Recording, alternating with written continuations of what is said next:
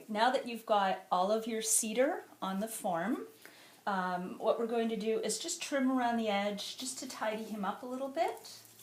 And I like to give him a little bit of a jowl here and just tidy him up a little bit. And in looking at him, I decided that he did need an eye. I didn't mention that at the beginning.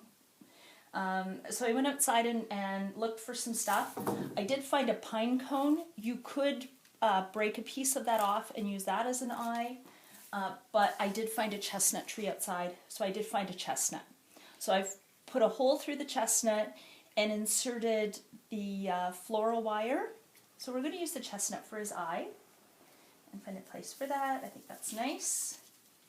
And we'll just poke the floral wire through the chicken wire.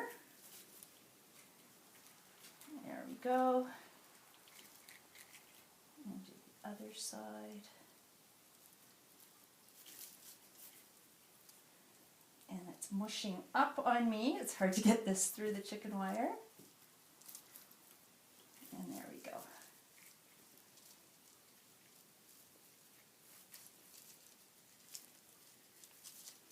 Attach that eye. So now I'll flip this over and then just twist this in and tuck it into the chicken wire. And we'll tuck that inside. And there we go, our pony has an eye. The next piece that I'm going to show you is how to make the ear. What I've done is I've gathered up some of the scraps that were on the table, just bits of cedar and my floral wire. And this is going to require just a little bit of, a whole lot of wrapping. So you're going to just keep wrapping around and around and tucking it. And keep wrapping and wrapping, and we are just going to keep wrapping. And you see I've just got like a little lump of cedar, and that's all the ear is going to be. But the cool thing with the floral wire is that you can actually mold it into the shape that you want it to be and the ear that you want it to be. And you can use your pruning shears at the end as well. I'm just going to unwire, tangle a bit of that. I think that's probably enough wire. So I'll just wrap, wrap, wrap, wrap. And that's as much as I'm going to have.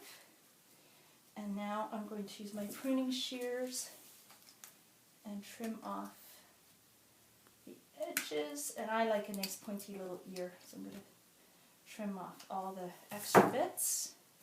And that's our ear. So we're going to just attach that on using the tail of this wire. And let's put it about up is to make the mane and the forelock for the horse. To do that, we're using our white pine. It's very nice and soft and fragrant. And what I like to do is stagger the layers together. And I'll take maybe 3 branches here together and layer them together so I've got a constant mane.